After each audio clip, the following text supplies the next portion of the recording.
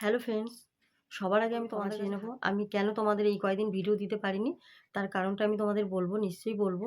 যেহেতু তোমরা আমার সব কিছু, যেহেতু আমার ডেইলি ব্লগ, তো সব কিছু তোমাদের জানার অধিকার আছে, তাই না বলো? যেহেতু তোমাদেরকে আমার নিজের কাছের লোক মনে করি, আমার সেটা ভেবেই আমি তোমাদেরকে সব কিছু বলি। তো প্রথম যেটা বলি, প্রথম কারণ, তোমরা তো জানো আমার একটা মেয়ে আছে বন্ধুরা। আমি আমার মেয়েকে পড়াশোনার জন্য অনেক পড়াচ্ছি। আর এখন থেকে না, আমার মেয়ে যে হয়েছে, হয়তো তোমরা ভাববে যে আমি একই কথা বলছি, কিন্তু না বন্ধুরা, কোনো একই কথা না, কোনো সিম্পাথি পাওয়ার জন্যে না। আর যখন আমার ১৩ বছরে বিয়ে হয়, ১৪ বছরে আমার বেবি হয়, সেই ৬ মাসের বেবি হয়, সেই থেকে আমি যে এই জার্নিটা করে যাচ্ছি, আজকে শুধু একটাই কারণ, আমার মেয়ে হয়েছে দেখে। আমার শ্বশুরবাড়ির লোক কিন্তু আমাকে কেউ মেনে নেয়নি, শুধু আমার মেয়ে হয়েছে দেখে। আমার ছেলে কেন হয়নি? তার জন্য কিন্তু আমার হাসব্যান্ডও আমার সাথে থাকে না, সেও মেনে নিতে পারেনি। তো এটা হয়তো যারা জানে তারা বুঝবে যে একটা মেয়ে হয়েছে, ছেলে কেন হয়নি? বন্ধুরা তোমরা বলো তো? শুধু কি একটা মাই দায়ী তার জন্যে যে কেন তার ছেলে হয়নি? তো যাই হোক, এটা বোকার মতন আমাদের এখনকার জেনারেশনে এসে যে মেয়ে আর ছেলের একটা পার্থক্য তৈরি করে, কিছু, কিছু আমাদের আগেকার মানুষ আছে আমাদের ফ্যামিলিতে। আর এইসব কিন্তু শ্বশুর-শাশুড়ি, ননদ, জা, ভাসুর এদের জন্যই কিন্তু এগুলো হয়। আমার যা আমাকে প্রতিদিন আমাকে কথা শোনায় আমি একজন পাপ করেছি, তাই আমার সকাল হয় একই কথা আমি শুনে যাই। তোমরা বলো তো বন্ধুরা, একটা মা যদি মানে প্রত্যেকটা দিন একটা কথা শোনে, তার মনের অবস্থা কি হয়? তো যাই হোক, সে অন্য কথা বলে তোমাদের সময় নষ্ট করব না। আমি এমনিতেও বেশিক্ষণ কথা বলতে পারছি না। তো আমি যেটা বলতে এসেছি, তো যাই হোক, আমি একজন সিঙ্গেল মাদারই বলতে পারো। থাকি শ্বশুরবাড়িতে, থাকি দেখে থাকতে হয়, বাধ্য হয়ে। পড়তে চাই না, তবু পড়তে হয়। আর এই সিঁদুরও আমাকে পড়তে হয় মাঝে, মাঝে। সেটা তোমরা দেখো। পড়ি, শাঁখা পড়তাম, এখন পড়ি না। আমার বাবা-মার জন্য। তো যেটা তোমাদেরকে বলব, প্রথমত বন্ধুরা, আমার মেয়ে যখন ক্লাস নার্সারিতে ভর্তি করি, তখন থেকে তো আমার মেয়ের সেই যে আমার জার্নি শুরু হলো।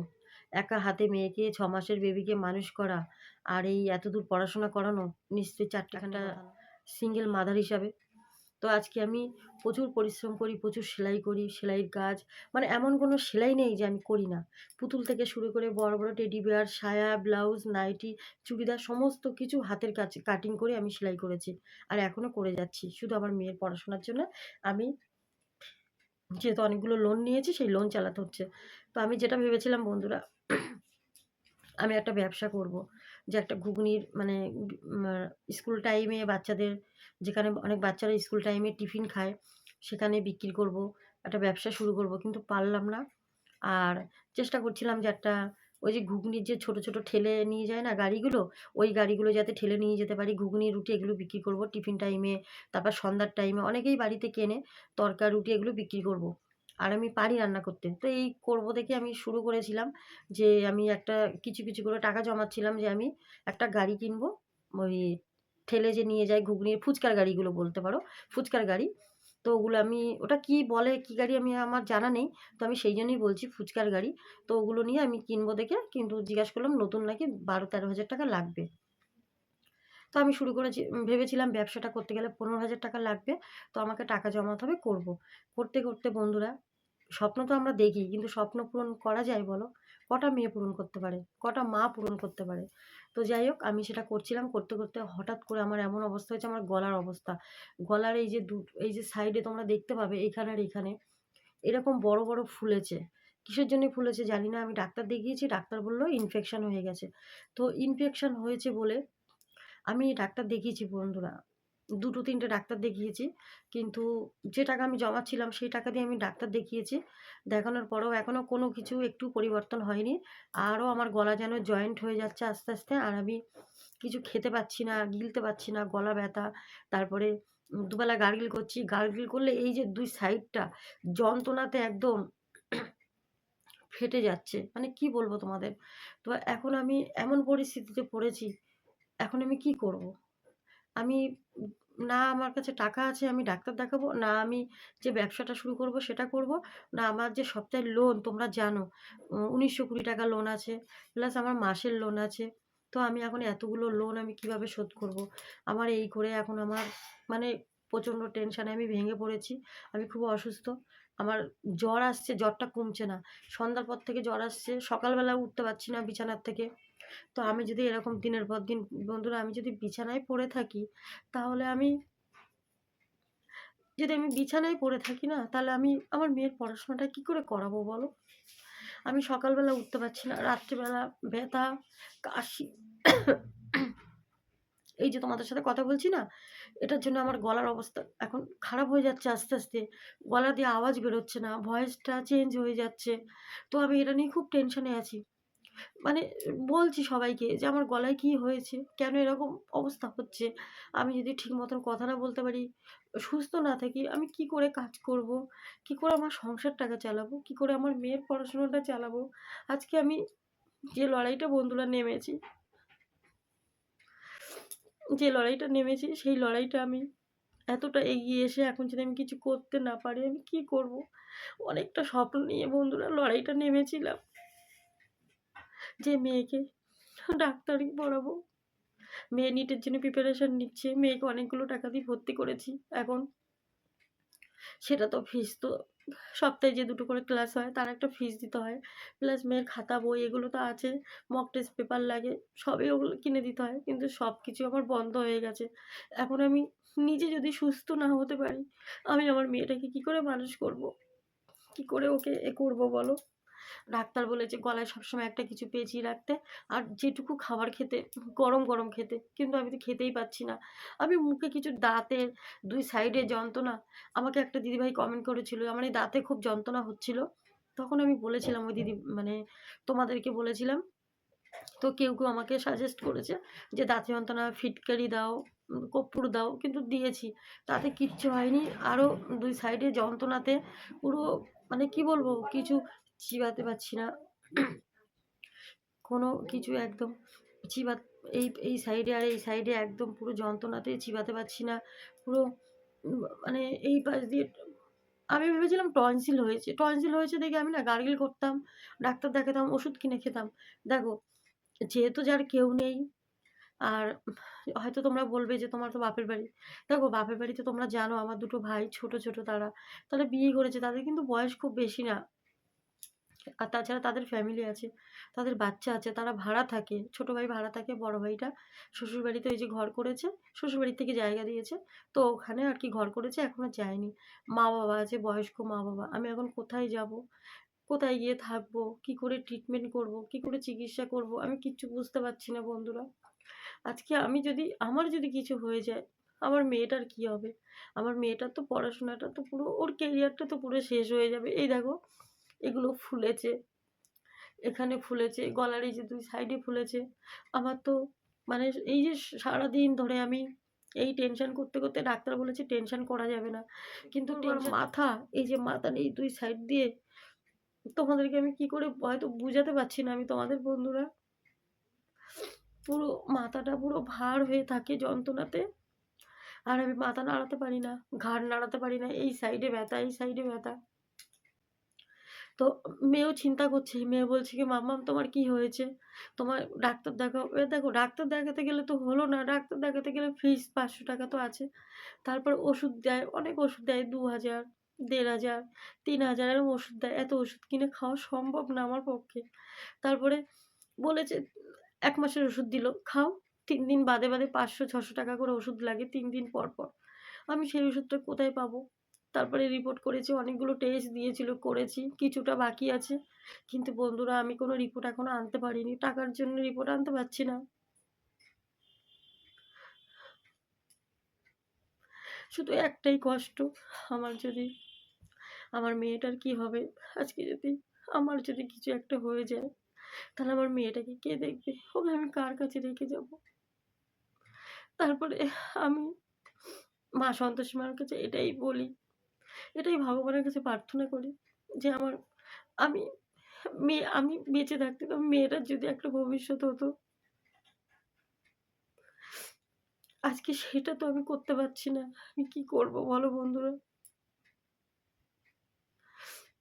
আজকে অনে আমি যে তোমাদেরকে বলবো, আমার আমি এই যে কথা বলবো, আমার গলায় এতটা কষ্ট হচ্ছে, চোখ দিয়ে জল পড়ছে কাঁদতে, কাঁদতে।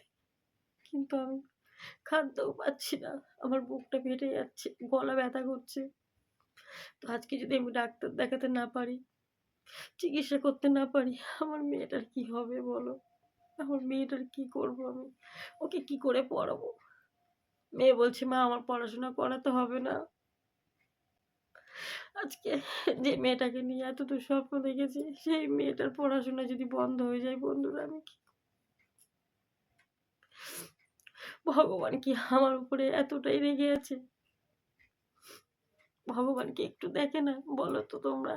আজকে আমি মেয়ের পড়াশোনার জন্যে শ্বশুরবাড়ির এত অত্যাচার, এত কিছু সহ্য করে এতগুলো বছর কাটিয়ে দিলাম এদের এখানে অত্যাচার সহ্য করে। শুধু আমার মেয়েটার জন্যে গো। শুধু আমার মেয়েটার জন্যে। আর আজকে যদি এখন আমি এত কষ্ট করে সেলাই করছিলাম, তোমরা দেখেছো। আমার যত কষ্ট হয় বন্ধুরা, আমি চেষ্টা করি একটু হাসি মুখে খুশি মনে থাকার, কিন্তু সেটা পারি না। এই দেখো একটু খুশি ছিলাম, পুজোটার সময় মেয়েটাকে একটু নিয়ে গেলাম এখানে ওখানে, ভাই, ভাইয়ের বউ সবাই গেল, দিদি ওদের সাথে গেলাম। তারপরেই আমার এই অবস্থা হলো। হঠাৎ এই চলছিল, এটা আগেও চলছিল ব্যথাটা, কিন্তু ওষুধ খেয়েছিলাম, ডাক্তার দেখিয়েছিলাম, এতটা বাড়াবাড়ি হয়নি। হ্যাঁ, এতটা বাড়াবাড়ি হয়েছে, আমি সারাদিন বিছানা থেকে উঠতে পারি না, কোনো কাজ করতে পারি না। তোমাদের কি লাগতে বলো? আমার মেয়ে কোনো রকমে আলু সিদ্ধ ভাত করে দেয়, গিলতে পারি না, খেতে পারি না। তারপরে মেয়ে পড়তে পারে না, মেয়ে ক্লাস করতে পারে না। আমি কি করব? এইসব টেনশনে আমি ভিতরে, ভিতরে শেষ হয়ে যাচ্ছি। আমি ভিতরে, ভিতরে শেষ হয়ে যাচ্ছি বন্ধুরা।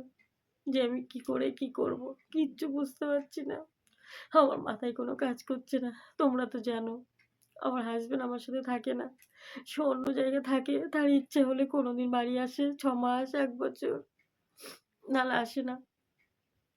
এখন মেয়েটাকে নিয়ে আমি থাকি। যেহেতু এখানে থাকি, তো এদের বাড়ির সবকিছু আমাকে মানতে হয়।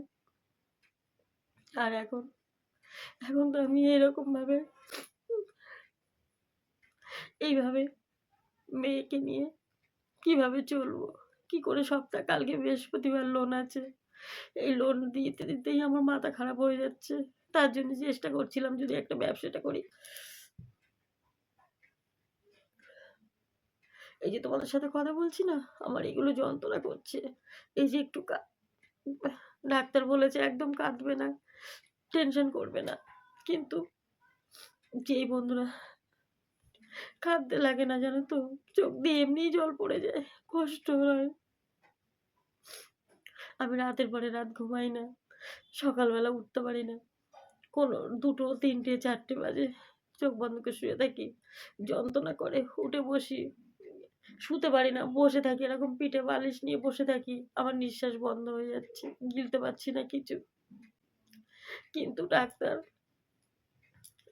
এক ডাক্তার বলছে টনসিল হয়েছে, এক ডাক্তার বলছে ইনফেকশন হয়ে গেছে, এক ডাক্তার বলছে এইখানের এই জায়গাটা নষ্ট হয়ে গেছে, বাড়ির ভিতরটা। আমি কি করব?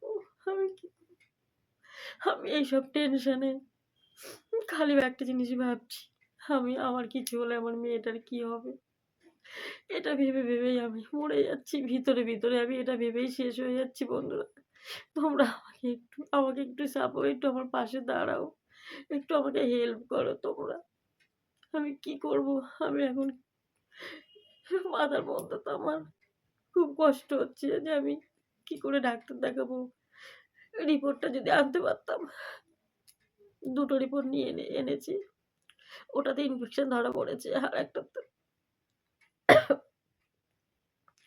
পুরো, পুরো এইখান থেকে পুরো গালের ভিতর থেকে এক্স-রে করা হয়েছে। সেই রিপোর্টটা এখনো আনতে পারিনি। অনেকগুলো টাকা, ৩,০০০ টাকা দিলে রিপোর্টটা আনবো। কি করে আনবো? সপ্তাহে তো ২,০০০ টাকা করে লোন দিতে হয়। কোথার থেকে আনবো? কোথার থেকে আমি ট্রিটমেন্ট করব? তোমরা বলো বন্ধুরা। আমি আজকে YouTube এ চ্যানেলটা খুলেছি। মনে জোর নিয়ে কাজ করছি। ভিডিও দিচ্ছিলাম। হঠাৎ করে আমি অসুস্থ হয়ে পড়েছি। আমি ভিডিও দিতে পারছি না। আমার অনেক ভিউয়ার্সরা যারা আমার বন্ধু, ফ্যামিলি, তো অনেকে আমার ভিডিও এখন হয়তো দেখে না। তো জানি না, তোমরা আমাকে কমেন্ট করো না। আমি কি করে বুঝবো? তো বন্ধুরা তোমরা আমাকে বলো আমি এখন কি করব?